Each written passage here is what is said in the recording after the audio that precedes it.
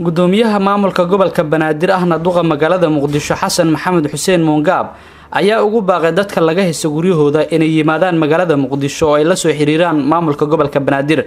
Moongaab waxa uu sheegay in maamulka gobolka uu ka shaqeynayo sidii dadka Soomaaliyeed ee guryahooda laga haysto ay dib ugu heli lahaayeen guryahooda, waxaana uu sheegay in muhiim ay tahay in cadaaladda laga wada shaqeeyo.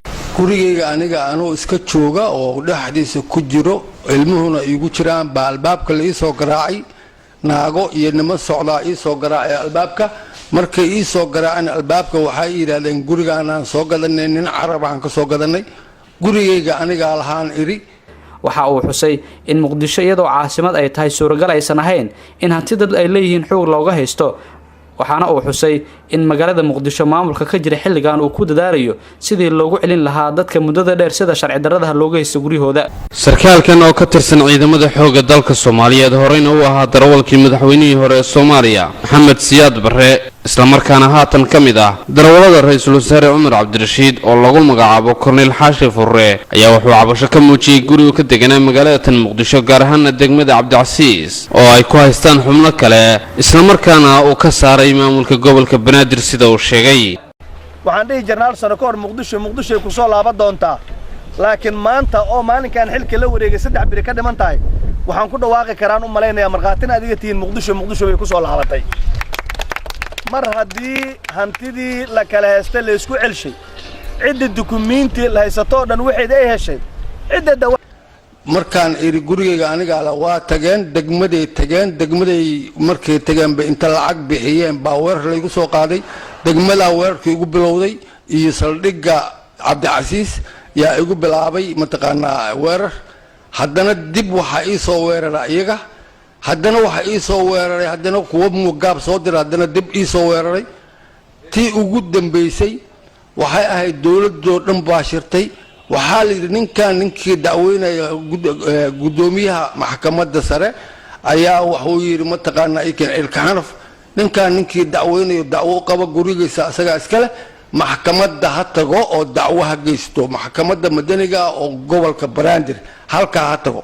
saxa aan haysana raalli ah oo la yiri mar haddii ciidamadii booliiskii iyo nabad sugidda gobolka Banaadir iyo maamulka degmooyinka gacmaha haystaan, maxkamadda gobolka Banaadir meeshan ka sugayay waxa ii yimid 9 baabuur oo teknik ah yaa guriga soo weerartay.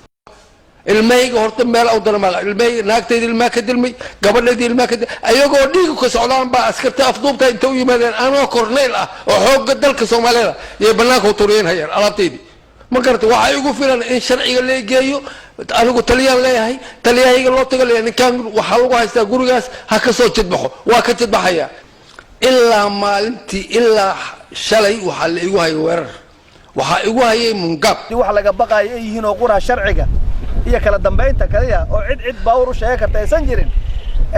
taas waxay dil u tahay in Muqdisho ku soo noqotay, Muqdisho Soomaalida weyntii wada dhisatay isu soo laaban karto. korneelkan ayaa waxa uu sheegay inuu cadeymo u haysto lahaanshaha gurigan oo ay maxkamadda sarena warqad ka soo saartay.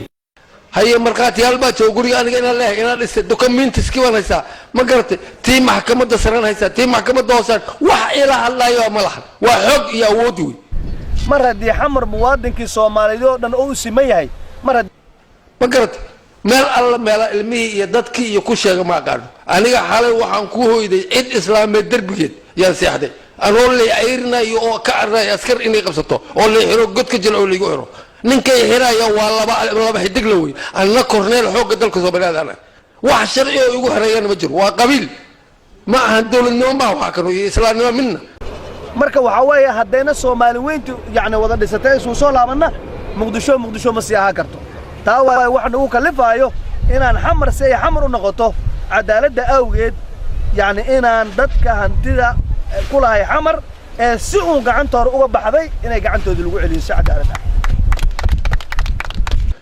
horta bal waxa gurigayga ugu haysto banaanka Moongaab oo iga saaray waa inaan arkaa, waa in sharciga la geeyaa, waa in dawladoo dhan ay aragtaa gurigaygii anigu aan lahaa oo aan ku noolaa intaas sano. hadda ilmahayga halba meel bu jira. markaan insha Allah taala Soomaali waxaan ugu baaqaa xamar ku soo laabta, hantidiinii gacanta leedii kilina, gurihiinii dib u dayacatirta.